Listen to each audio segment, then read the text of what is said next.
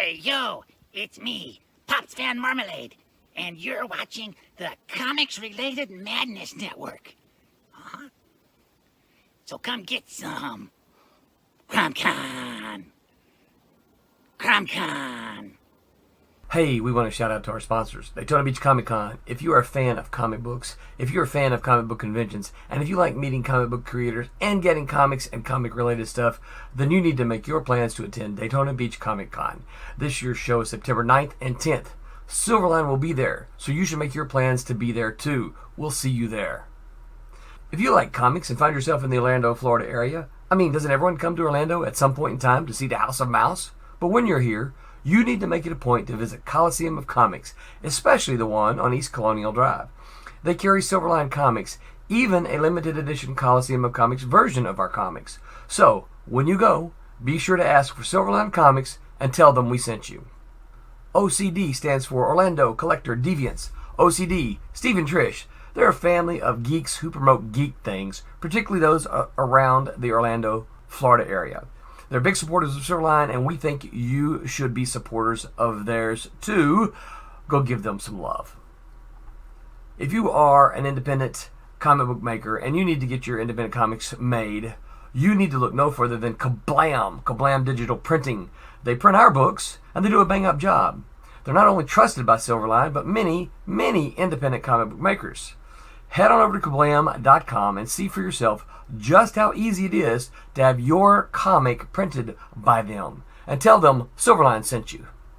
Hi, this is Tim TK, host of That Silverline Show on Tuesday. Join us at 11 p.m. Eastern, 8 p.m. Pacific every Tuesday night as we discuss pop culture and the joys of making comics. Hi, I'm Barb Kilber, co-host of Silverline's Wednesday Wham. Join us each Wednesday night as we discuss comics, literature, movies, and anything else that may catch our attention. I'm Roland Mann, and I host Silverline's Silver Sunday. Join me every Sunday at 8 p.m. Eastern as we make mine Silverline.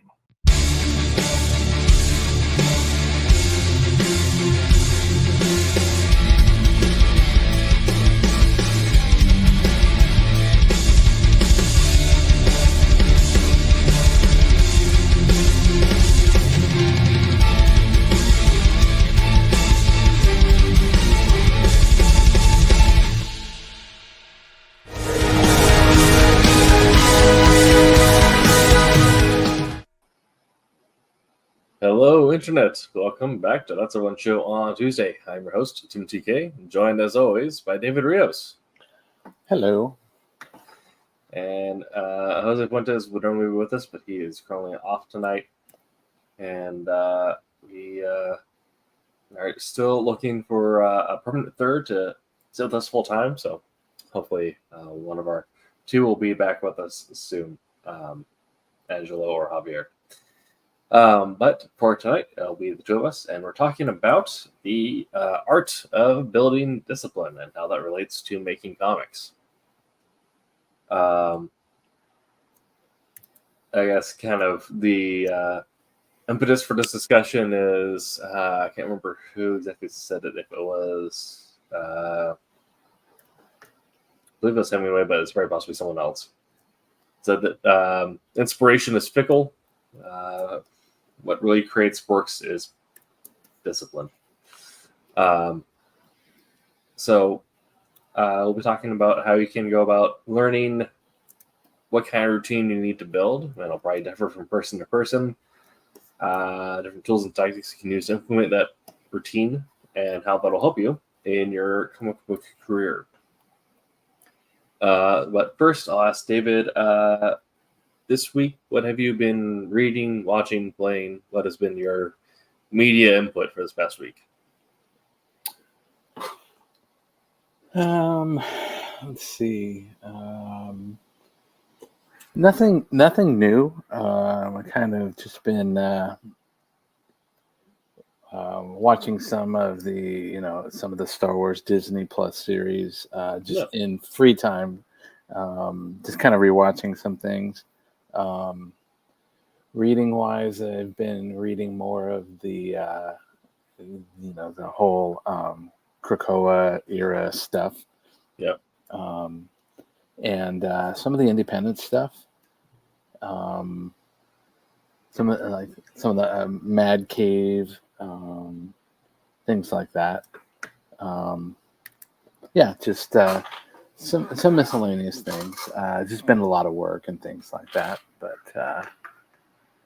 no time for games. It would have been nice, but howdy, Dustin. Yeah.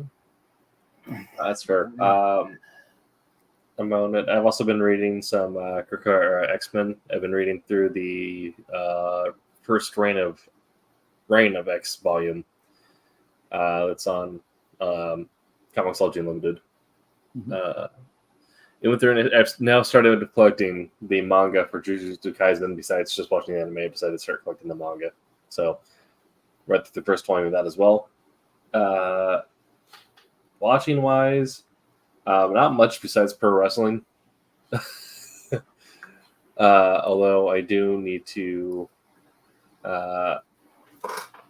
watch the next season 2 of Rising Impact that came out recently, so I need to catch up on my golf anime. There you go. Yeah.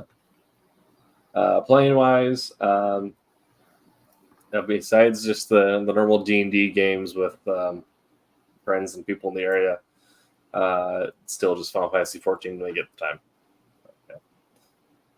You used to play that a lot. I love that game. Yeah. Besides that, not too much of myself. Mostly it's been catching up on work. Well, before we jump into the topic, we have to say a shout out to our Wednesday Whammer, Rob Davis. Happy birthday. Yes. It's his birthday, and he's always such a great guy. Got to throw that out there. Nice. And also, congrats to Barb Kilberg on Divinity number 4. So successful campaign. Yes. So looking forward to seeing that out soon. And it's I think it's Twilight Grim number 1 is in the Diamond catalog this. I believe so. Which is, of course, Rob Davis's work. So double shout out for that. Yeah. So if you are a frequent Silverline reader and have a friendly friendly neighborhood comic store, go ahead and place a pre-order for Twilight Grim number 1. Yes. Speaking of being busy with work and the importance thereof, when it comes to comic books, especially in the independent scene, putting together a work schedule can be challenging and weird at times, because for most of us, this is not our day job. And usually you're balancing this in addition to your day job, your family, any other creative pursuits you might have, plus, hobbies, social life, whatever you choose to pick up for yourself. Mm-hmm. So to make sure that you actually get your comic book done and in the hands of people who want to read it, you need to figure out how you're going to actually set aside the time or create a pattern that allows you to work. And that can look different for everyone. And the key factor to all of this is building some sort of discipline. Essentially just the either the pattern, the mental fortitude to stick to a pattern or a routine that allows you to be creative on sort of a sustainable and repeatable basis. Which is weird that, it's a creative field, especially creative writing, creative arts. There's not any other comics have very little. If you're on the creative side, comics have very little to do with set in stone business practices, but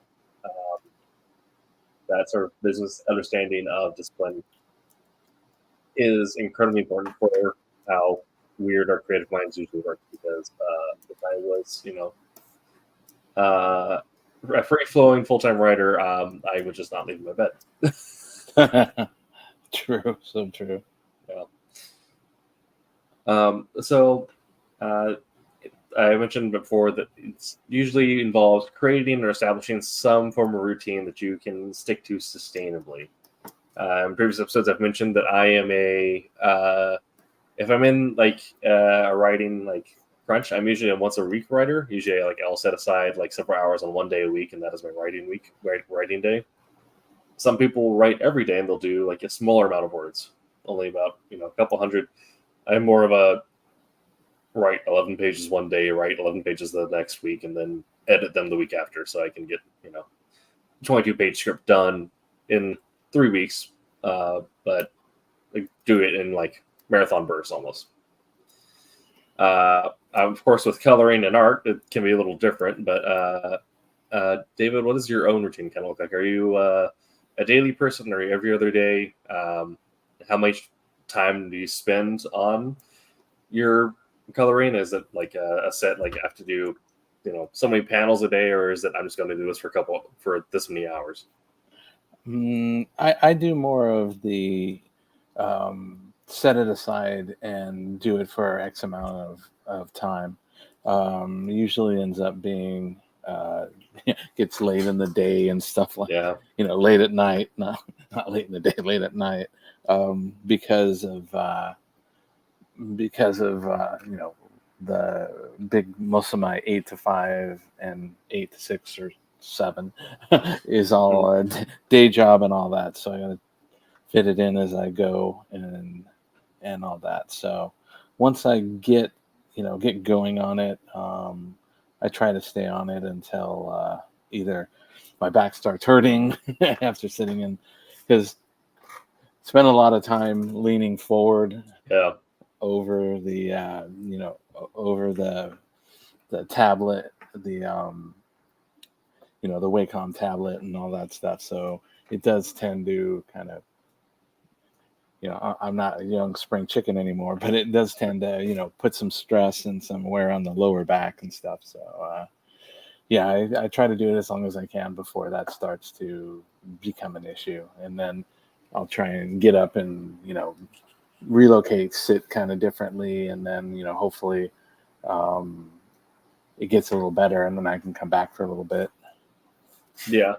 But it's always a shoot for trying to, be doing it as long as possible, because it's a discipline. It's hard to get yourself, especially, I do a lot of computer stuff, IT stuff during the day. So for me, it's like I've just spent the last 8-9 hours in front of a computer doing this, and the motivation to get in front of another computer and do this is a challenge. So yeah.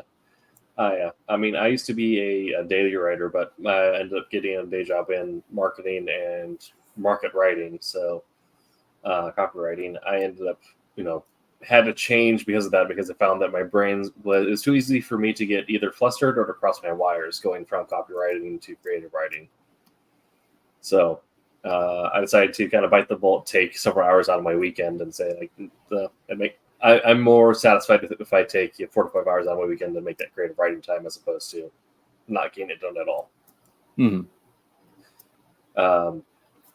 I mean, especially if you're just coming out of your creative writing or art programs in your college, it may not be as much of an issue to you, but 26 onward is a point where sitting in the chair for more than 2 hours can be a struggle. Yeah. So I have, you find all the tools of like lower back pillows. Every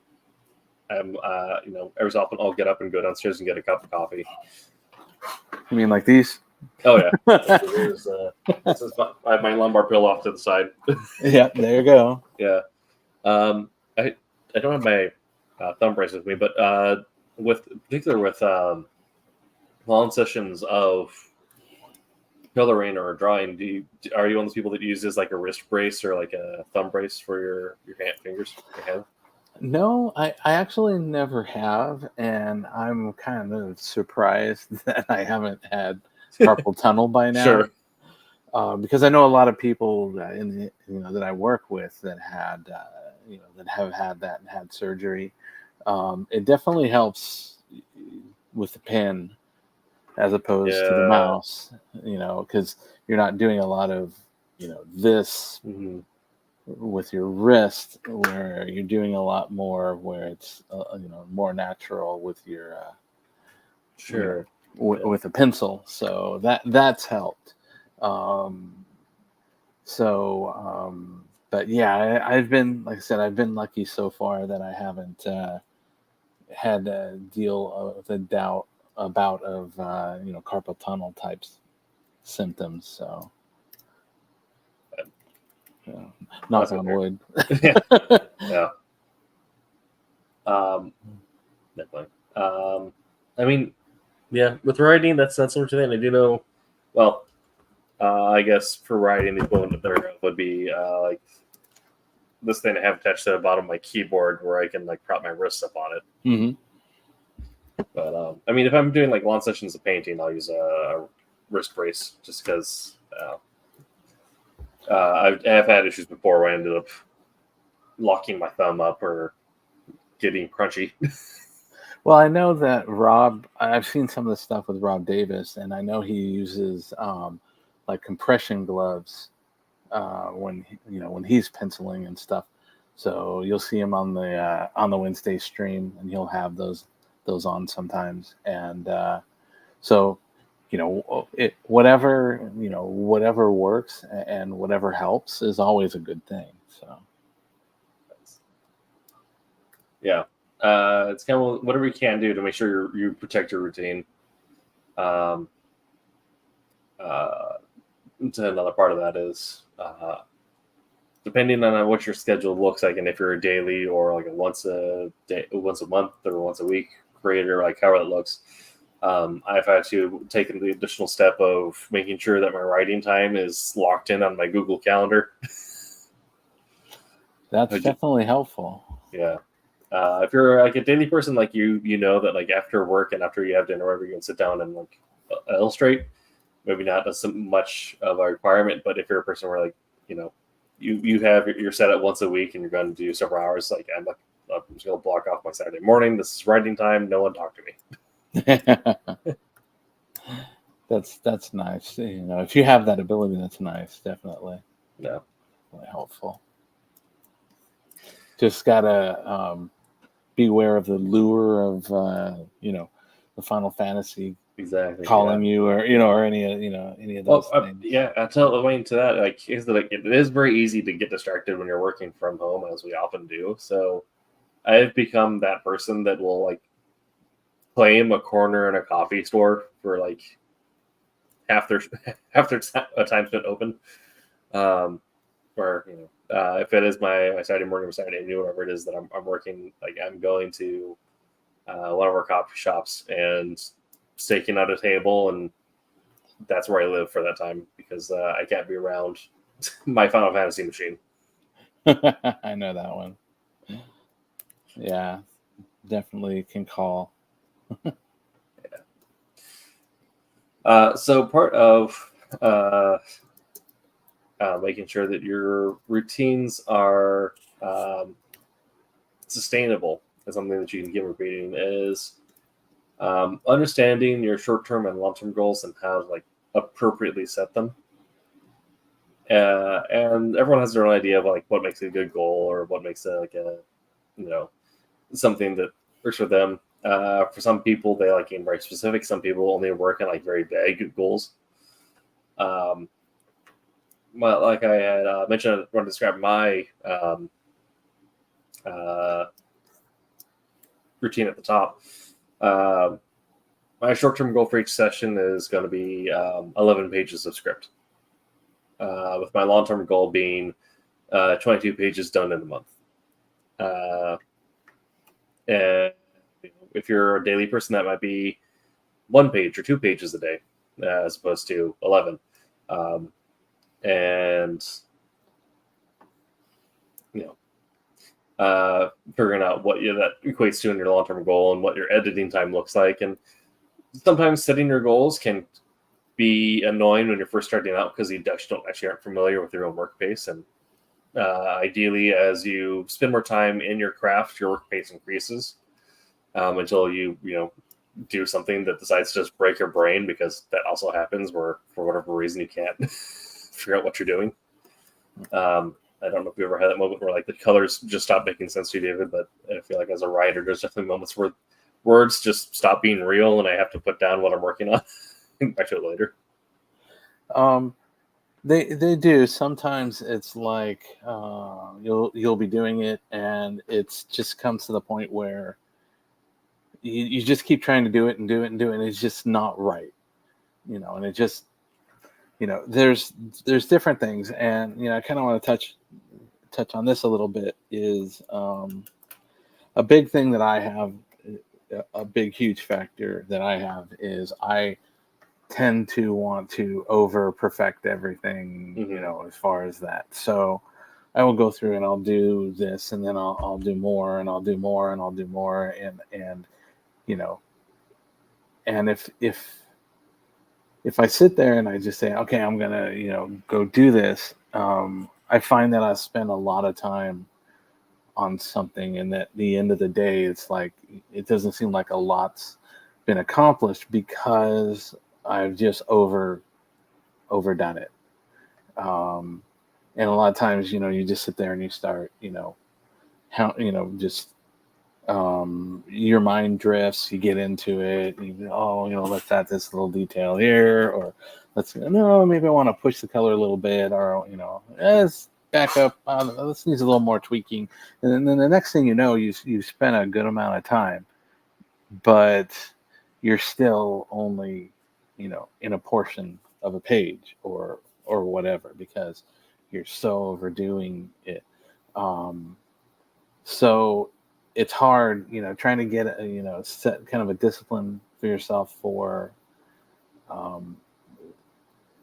a different way of doing it.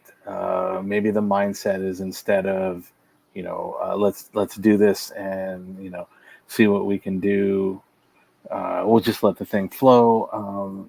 Sometimes I've had to go through and just say, hey, I gotta get this page done. So let's work on completing the page, and then from maybe a more minimal style, and then we can add things at the end if we want to boost it up a little bit, because the last thing that you want to end up doing is having a page that you're 75% of the way done and you're still tweaking things after a significant amount of time.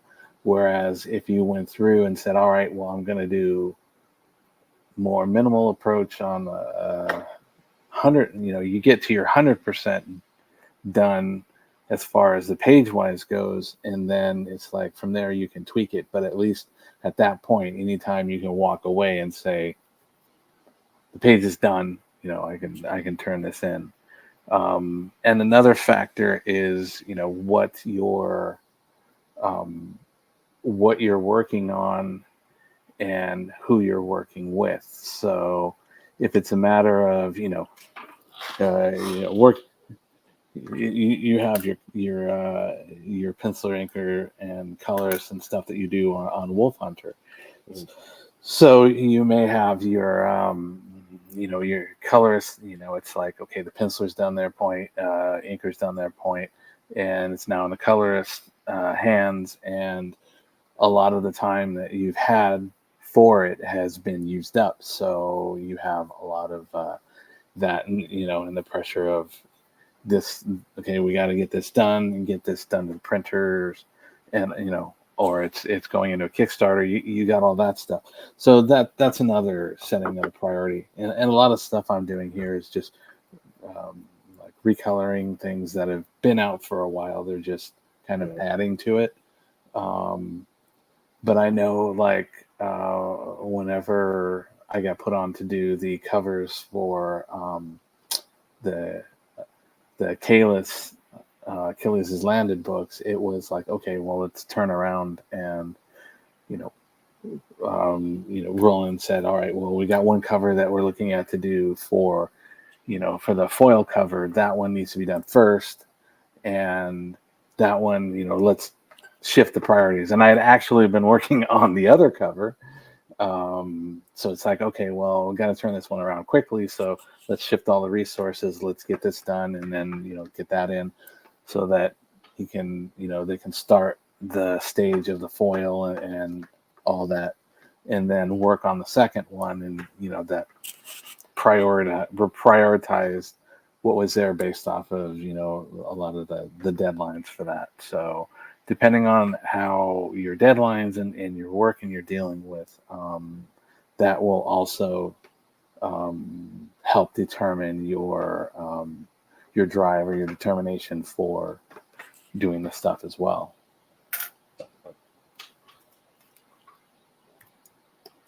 Sorry, I'll let you talk for a while. This is good. I like it. Yeah.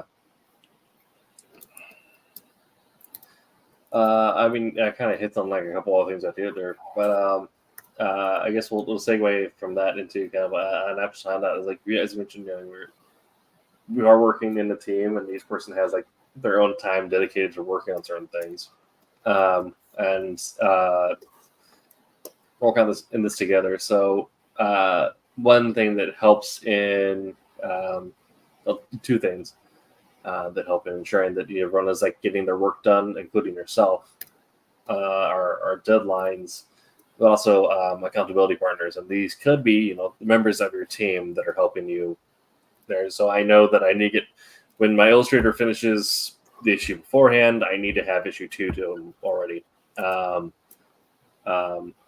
he's going to check in with me on that. And they don't necessarily need to be people who are also on your team. It could be someone on the outside. Like I could, you talk to your partner, talk to your friend or wherever, and like someone like you say, like, hey, I'm protecting this time on my weekends to write. And kind of establish that relationship that like they should be checking in to make sure, like, hey, did you do your writing time this week? So this could be a thing like with Wolf Hunter. I'll use Dracula actually as an example since I'm working on with Rob Davis. It's a Rob Davis day. Yeah. So like it could be a thing where like Rob Davis is letting me know, like, hey, I just finished page 17. I'm getting like, I have 5 pages left. Like, how's the script coming? Like, Jamie, like, oh, I'm at this point or whatever. And that's that freaking checking in back and forth. It could be one of those things where I talk to my friends and like our normal D&D group. I let them know like I'm working on these days because I'm writing on these days, and then kind of like asking them almost like, hey, can you guys make double check that I'm actually like taking time to work on this and I'm not getting distracted by stuff. And trying to find ways to peer pressure yourself into being productive. Yep. And part of that goes into finding ways to track progress for comics. Tracking progress is pretty easy because we have panels and pages, and so you can always kind of like, well, I have these many panels left, I have these many pages left, right? When you're like covering a splash page or cover, though, like imagine that can be a little different because that can still be a multi-day project working on just like one splash page or one cover, but you still need to find a way to like track how far along you are or how many more steps you think you have on that process. So I don't know, like when you're writing, if you like when you sit down to do something like that, if you have a thoughts of I'm going to do flats this day, then I'm going to like start shading and then like be finished rendering by this day, or if there's like any thought process how you break that up. I look a lot at what I need to do, what I need to deliver, and how I feel. If obviously if it's something where you have to deliver something that's finished, for example, right away, and it's like with the cover stuff, it's like, okay, well, we're gonna flat it, we're gonna color it, we're gonna do everything so we can get it in their hands as soon as possible.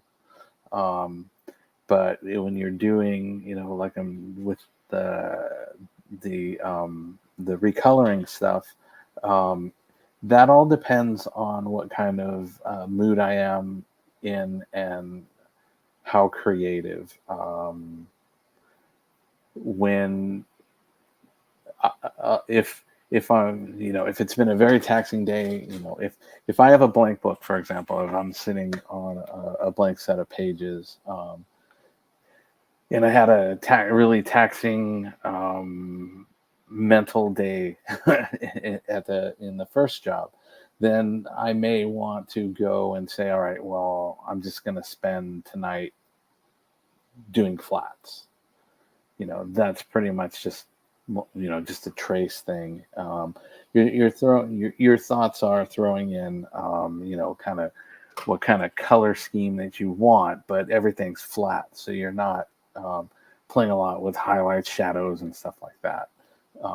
So I may get days where I want to just do a bunch of flats ahead of time, and then I get other ones where I'm in a groove and I'm doing a lot of rendering. So I may go back and do days where I have a page, or sometimes I'll open up and I'll have like 3 or 4 pages open, and I will be going through and bouncing between page to page to page, whether it's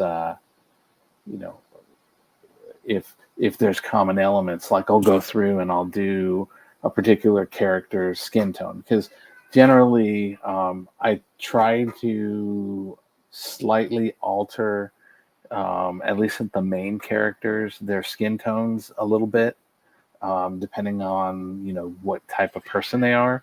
So if it's like a female, like Cheryl in the Demon Tales book, I will do something that's a little more has a little more reddish kind of flush tones in it, where I'll go through and like Champion will have something that's a little more brown in there, but not that much, and I alternate that way.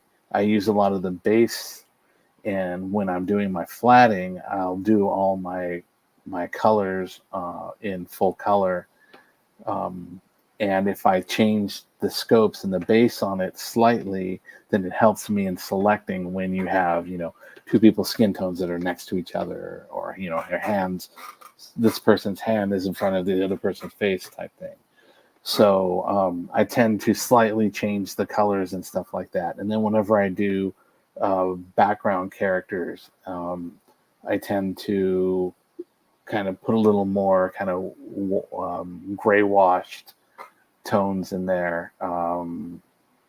So when I'm doing these multiple pages, a lot of times I will just go through and say, okay, I'm doing Champion, and Champion appears in 2 out of 3 of these pages. So I'll get his skin tones, and I'll go through and do all the skin tones on, however many pages he's in.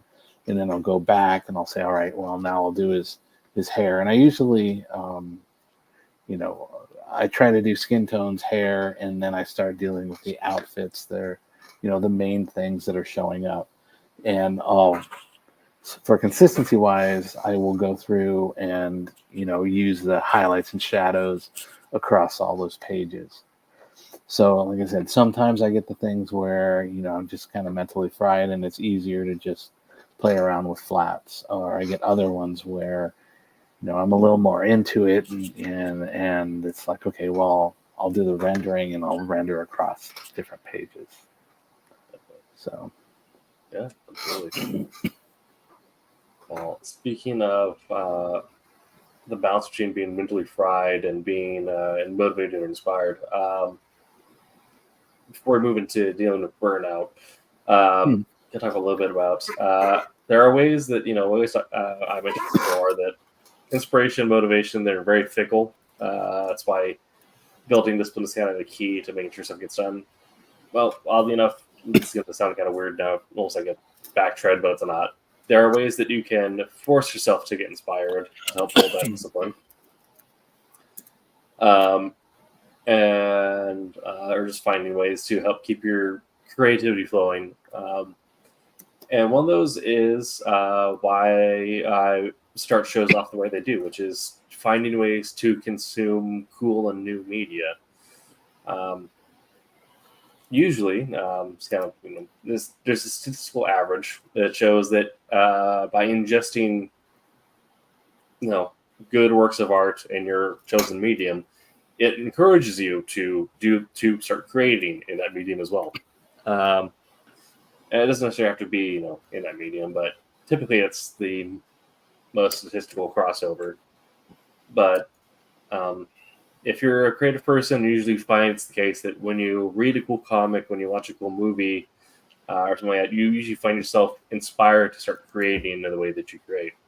Um, I know this is very much the case for me. If I read a story or something that I really like that is in the same lines of what I'm currently working on, it just makes you want to get back and start creating. I don't know if it's the same thing necessarily for coloring. If it's when you see like a really well done page, or if you see some really good interior work, it kind of just gets you amped to get back in front of your tablet and start coloring again.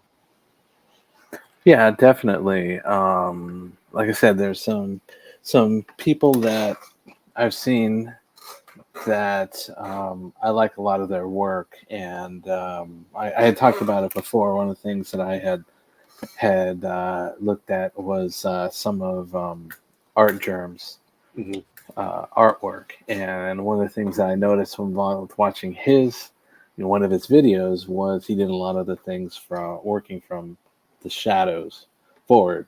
So a lot of things that I normally did was it started out with mid-tones and then highlight and shadow, whereas he was, in this one video I was watching, he put on all his darks and gradually went lighter and lighter until he hits the highlights and all that stuff. And that's something that I said I kind of got into that. I wanted to see how well it worked and if it worked for me. And when I did the Kalis covers, that's one of the things that I did is I started with those darks and I went forward with the lights. It was a little more challenging in the fact that both the covers were outside in the dark, so I still had to kind of maintain that darkness on it rather than a bright sunny day type thing. But that was something that I kind of got excited about it when it was it came to doing it. I'm like, I really want to try this, and I know that there's certain things that I want to do, and I know there's certain things that are you also have to take into account. What type of books you're dealing with, what the editors are, because I don't know if you're familiar with some of the stuff with David Nakayama. If you look at a lot of the coloring and things on the Nakayama stuff, there is a lot of that glossy feel where there's a lot of white highlights, pure white highlights. Look at some of his Catwoman covers and all that stuff. You'll see a lot of really sharp things. But I know that like with Roland stuff, Roland doesn't like a lot of that, high contrasty stuff like that. Yeah. He is your perfect, Silver Age. He loves that stuff. So there's a lot of cases of if you start to push a lot of that, really bright white highlights and all that stuff, you'll get a kickback because it's not the type of stuff that that he's doing, and that he likes and all that. So so you have to take that into effect of what you want to do and how you want to do it, based off of what you like to do and what your team likes. Because you as another example, look at your Wolf Hunter book, and there's not a lot of there's a lot of like, I don't want to say it's not flat panels, but there's a lot of like monochrome panels. Yeah. There's not a lot of bright sharp highlights unless you're trying to really push an element and all that. So it's kind of I don't want to say it's kind of a wash type thing, but there's a lot of subtle details in there. Yeah. And color choices more than rendering style. Yeah, And that was all something that Martin and I talked about, is that we were both fans of Euro comics and kind of especially like the late, like China 90s era stuff, maybe early 2000s, where everything kind of had like a pastel feel to it, Mhm. almost saying like something almost felt like they had like a felt texturing to it. So we wanted to pursue something like that, and then use colors to be more expressive. And part of that is the fact that Willard as a character is very analytical. He's very explaining what he's thinking, but not necessarily what he's feeling. Mhm. And so we want to use the colors to kind of get into the emotions of the scene, but then be a little more modern with how the shadows are presented. So instead of having highlights, it kind of does like almost like the opposite of the glossy rendering look, where instead of having a full range, it's almost like as a half range going from pastel to shadow. Mhm. Yeah, and I saw some picture. I think it was on the Wednesday show where it had a character. I think maybe it was from the newer book or something, where they had a suitcase and he put the detail in the suitcase, and it wasn't. It was a lot more suggestive, in patterns in the suitcase or briefcase. I think it was a briefcase actually. Yeah. Where you had the textures and everything that were applied on it, but it was very loose, not very tight. Mm-hmm. And that definitely totally intentional in that art style and all that. And if you look at some of the like the Void Rivals and Transformers, the Skybound stuff is they're very much kind of similar in the fact of there's not a lot of high glossy rendering. There's a lot of mood colors and just a different style, a different way of doing it. And we kind of touched on it a little bit on I think show like 2 weeks ago or so, where we were talking about like how would I render something that was like a horror type comic, and a lot of like grays and things like that, not real shiny. And then if you were talking about it, an action like, okay, well, here's a dingy cave and it's more monotone, mostly gray, little highlight, cool colors, maybe a little bit of warm grays and stuff like that. But then you get the other ones where, okay, all of a sudden you have a firefight, and guys break up and they're getting swarmed by a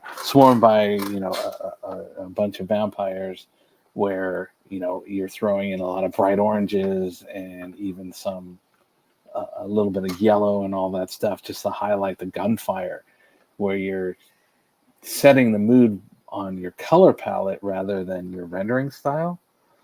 And then you can that's how I would kind of approach that. And then once they got overwhelmed, then and the actual feasting or something like that would happen, that's where I'd kind of shift to like a dark, like a blood red, and and things like that, where you kind of get the idea that, all right, these guys have no hope. Right. So it's a different rendering style, and it's all in how you do it. And like with the Wolf Hunter, I thought it was well done. I think that Martin is fantastic. He really adapts to a lot of different, from what I've seen on the stuff, a lot of different styles. It was very interesting to see his self-made comic that he did and all that, and the look and feel he did with that. So yeah, there's some good stuff that to play around with on that. Sorry if it sounds like I'm rambling. No, you're good. I like it. It's all good stuff. Also catching up on the groundwork. Okay.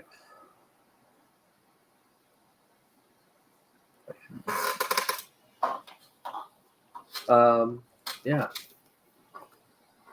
I mean, when I'm like been writing, it's been interesting because like other people, I haven't necessarily worked in the same genre as other people here. I mean, kind of, definitely reading Brent Larson's Kalis helped with Wolf Hunter because we're both, working with military spy stuff, even though his is a little more, supernatural. Mhm. But then it's more so going through and at the same time reading some stuff from like Jean Le Carre or like uh, a few other different pieces that really kind of made me think about how they were essentially like writing spies and how I could translate that to the comic space. With Dracula, it's interesting because I'm also like reading James Tynion's Dracula as well as the original like book, and seeing where we differ in our approach to it. But he's still a fantastic writer, so I'm still like reading his stuff definitely makes me want to go out and make my own written work. On the opposite end of this is, of course, the dreaded burnout, which can present itself in different ways, which is, it can appear as writer's block, general creative block. You might find yourself procrastinating more than you usually do, or just in general being unable to do the work once you sit down at the table to do it. And usually there are telling signs beforehand. For me, this is usually more brain fog, physical exhaustion, usually a sense of dread whenever I open my calendar. And I part of getting older, I think, is learning how to mitigate that and not work yourself as thin as you perhaps did in college. And also developing methods for recovery or how, like prevention, being better about placing your vacations before you burn out as opposed to after, or at least work breaks when you can. Saying like, all right, this week I'm not doing anything besides like the bare minimum. I don't know how that experience has been for you, David, with a few more years in the industry than I have. Also, having worked at Marvel, where I imagine things move at a much different pace than they do here. But what has been your experience with burnout and developing your own plans for prevention and recovery?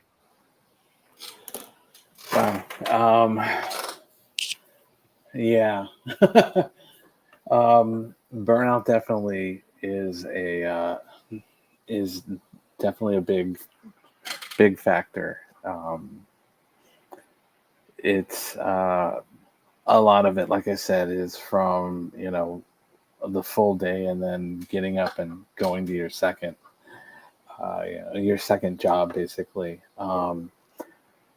I do have a very hard issue with it. I know that when I get overwhelmed, like seriously overwhelmed, I get to a point where my mind starts to shut down.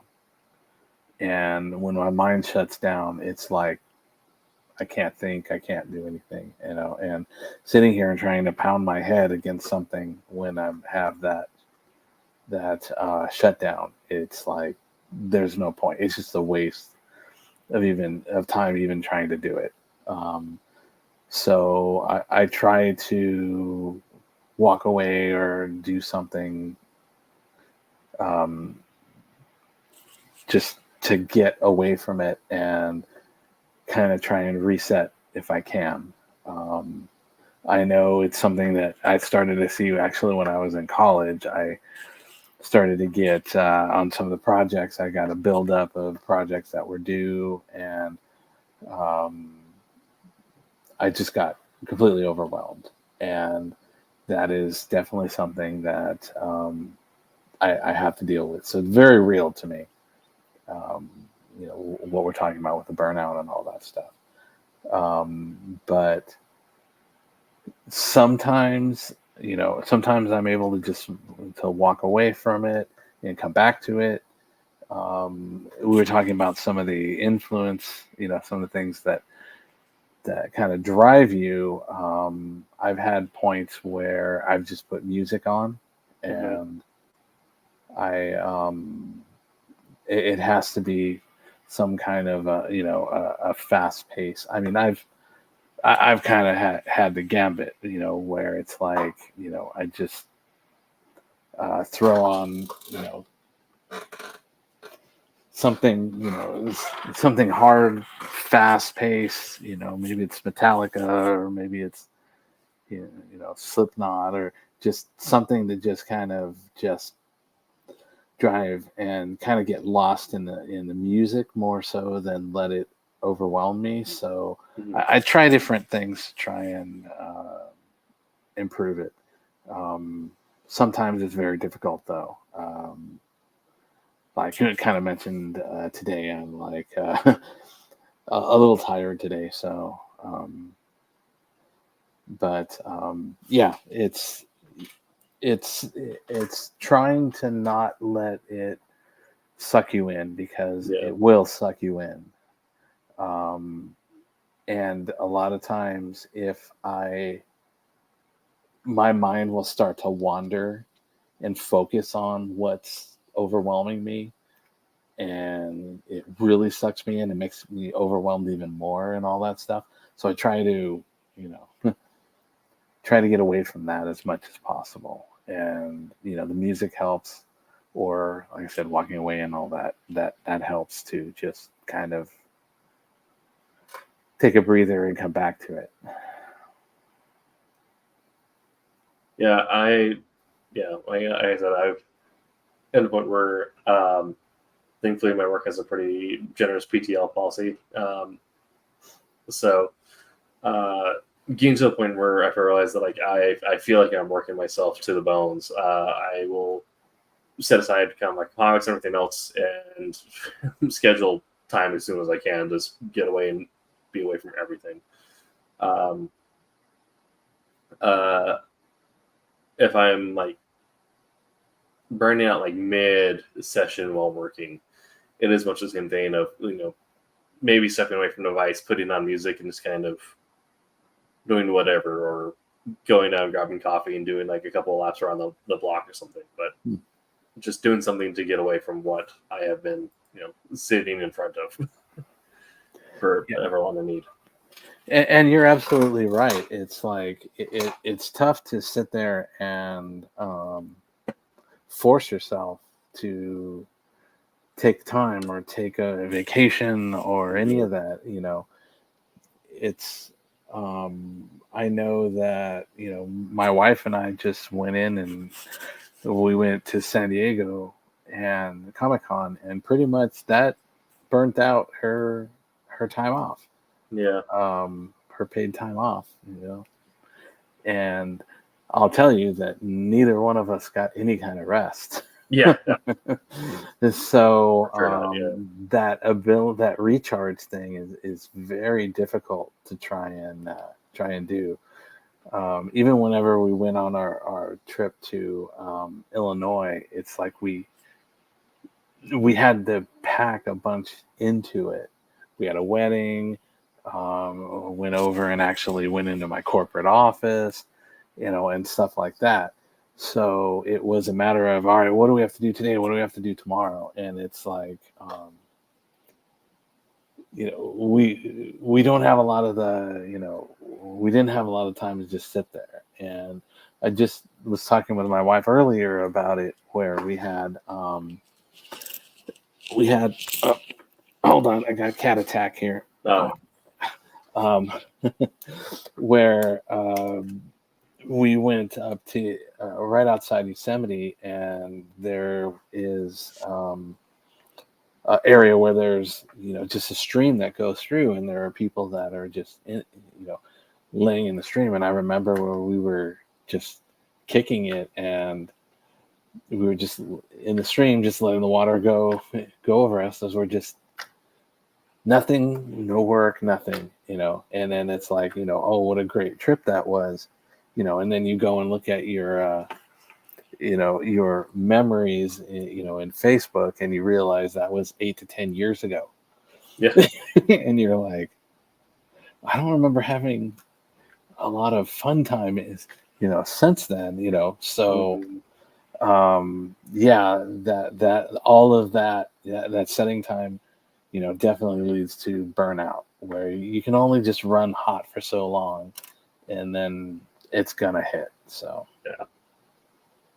And it almost feels weird talking about, in order to stay motivated or stay disciplined, you need to take breaks, because I feel like culturally we disincentivize breaks to a toxic amount. it's I don't know. Is there some kind of subconscious level that you kind of feel like you don't deserve a break? It's like, Definitely. I got so much work to do. I can't take time for myself. It's not worth it. I got to get this done. I feel like Western civilization is so built on the idea of your worth comes from your productivity, that even when it comes to your creative work, that still like is in like our genetic memory, to the point where we feel the need that, like, in order to be a good creator, we have to be constantly productive. You know. Meanwhile, look at George R. R. Martin, who still has not finished book 5, despite having the best-selling fantasy series.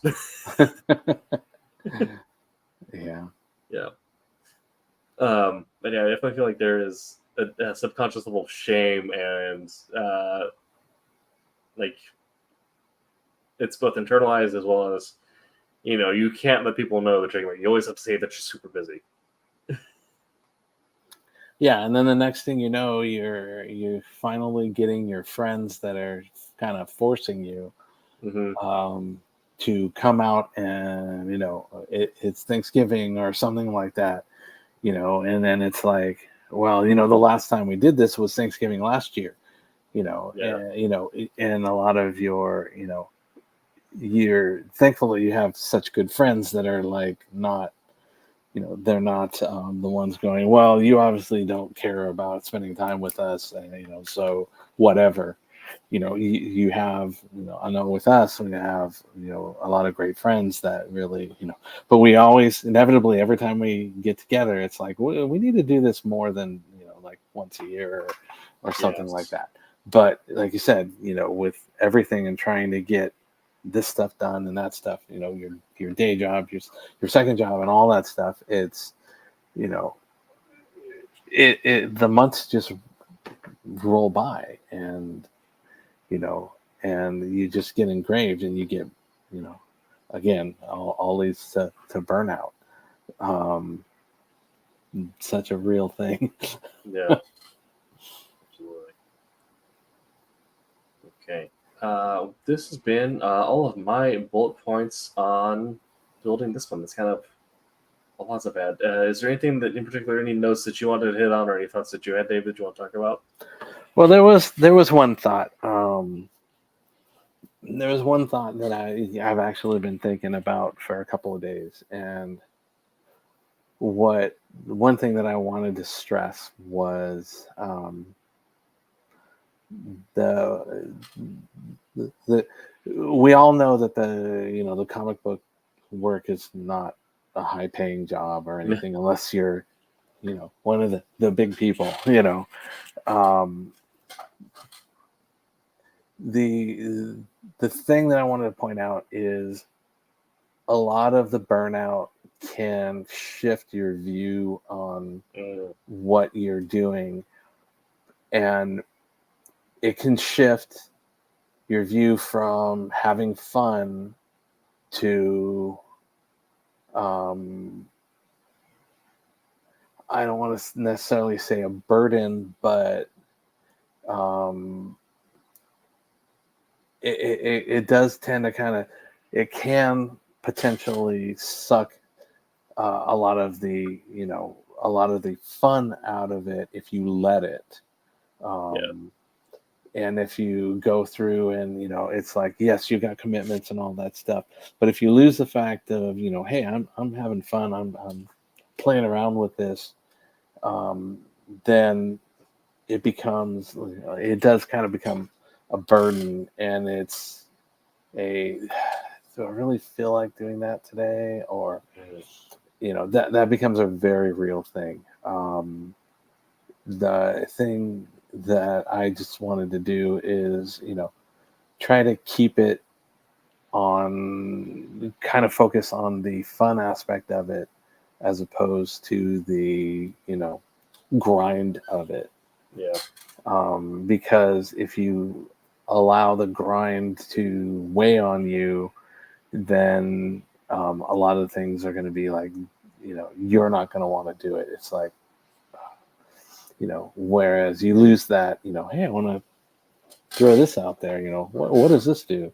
Experimentation and things like that. And, the fun and getting, done and happy, with, hey, this is cool, and the excitement, they see a lot of the things with the Silverliners and the, the group, and, a lot of, with like Facebook, I see a lot of the team members are, either they're pushing, hey, this is going on, oh, hey, I did, like Jose was, promoting the Divinity thing, hey, I did a cover on this, hey, it's not his particular book type thing, but there's a lot of, having fun and, doing the, pushing to help the other creators with their projects. It brings a sense of unity and all that, and that's why I always I always try to say hey, what books do we have? These are like today with the the books in Twilight Grim and all that stuff. It's like there's a lot of good working going on, and a lot of people are very proud of their work, and I like to do that, and that contributes to that fun factor, as opposed to this is just a grind, I don't want to deal with this, or stuff like that. So try to keep your interest in, try to keep making it fun. When it's fun, you want to work on it. When it's fun, the ideas roll. When it's fun, the creativity rolls. When it's just static work, it's just what am I doing to get this done, to get this out type thing. That's where it can become pretty burdensome on it. But that's the main thing that I want to do, is try to keep it fun, enjoy it, and try not to take everything super seriously. When you're creating things and you're posting the work out there, and submitting it for people, and you get commentaries back, concentrate on what positive aspects you can get from it. Even a negative review can produce positive results. So but that's it. That's what just one of the things I wanted to, or the main thing that I wanted to kind of cover, that was along the lines, but kind of outside of the points that you had and all that. Sure. That's definitely, great points there, and definitely things that need to be kept in mind and considered when they're working in this field, but also really any creative field. Is it for most people, success cannot be defined by the financial outcome or the reviews of it, because that's not the reality for most creatives in most fields. Mm-hmm. You have to define your own version of success and know that that's the goal you're building towards. Mm-hmm. And if you do end up having to, have something that gets optioned by Hollywood, that's, a great byproduct. Yeah, that's a pleasant bonus. Yeah, absolutely. Well, this has been That's Everyone's Show on Tuesday. We will be back next week, where we will talk about finding the comic communities. So finding places to get plugged in to have those mutual support networks, whether in person or online, and how to navigate those spaces in a way that is genuine and will get you the most benefit, and hopefully not have you come off as a creep. Well, probably talk a little bit about how that's different, how it's evolved over the years, because even from 2010 to 2020, it's a much different landscape. So, and 2030, it'll probably be different. So we'll be discussing all those different changes. Awesome. Yeah. So make sure to check out Wednesday Wham and Silver Sunday, 8 p.m. Eastern on those specific days. We will be back next week, but until that time, make mine Silverline. Hey, I'm G-Rod. Make mine Silverline. You heard me.